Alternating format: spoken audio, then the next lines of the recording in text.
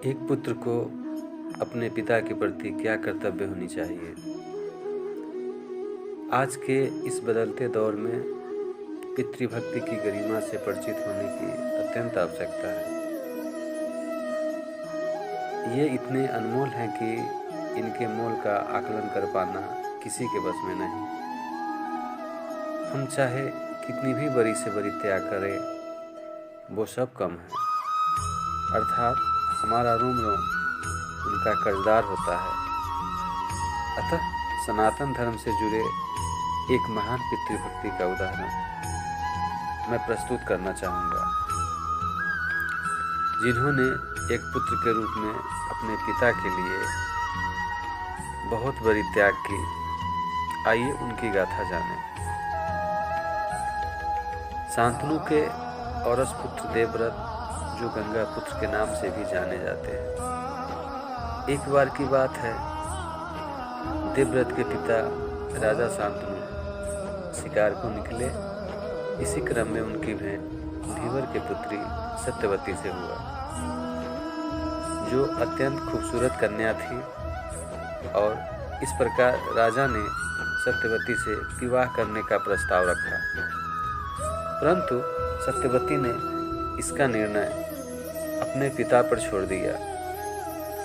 तत्पश्चात राजा ने धीवर से आग्रह किया कि वह सत्यवती से विवाह करना चाहता है।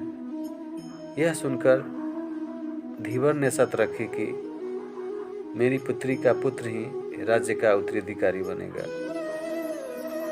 यह सुनकर राजा निराश होकर अपने महल लौट आया।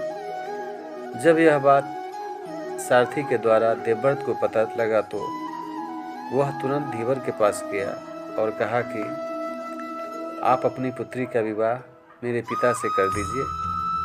आपकी पुत्री का पुत्र ही इस राज्य का उत्तराधिकारी बनेगा। तब धीवर ने कहा, राजकुमार, अगर आपका पुत्र मेरी पुत्री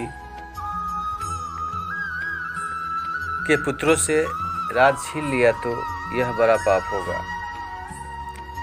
तब राजकुमार देवव्रत ने धीवर के सामने आजीवन ब्रह्मचर्य का पालन करने अर्थात कभी अपनी विवाह न करने का भीष्म प्रतिज्ञा किया, और तब से उनका नाम भीष्म पड़ गया। राजा शांतनु ने अपने पुत्र की प्रतिज्ञा से खुश होकर उसे इच्छा मृत्यु का वरदान दे दिया, और इस प्रकार उनका नाम इतिहास में अमर हो गया। अतः एक पुत्र अपने पिता के लिए आजीवन ब्रह्मचर्य का पालन करने जैसा निर्णय ले लेते हैं, इससे हमें ये सीख मिलती है कि हमारा संपूर्ण जीवन माता पिता के लिए समर्पित होना चाहिए, ताकि माता पिता अपने पुत्र द्वारा गौरवान्वित महसूस कर सके। जय श्री कृष्ण।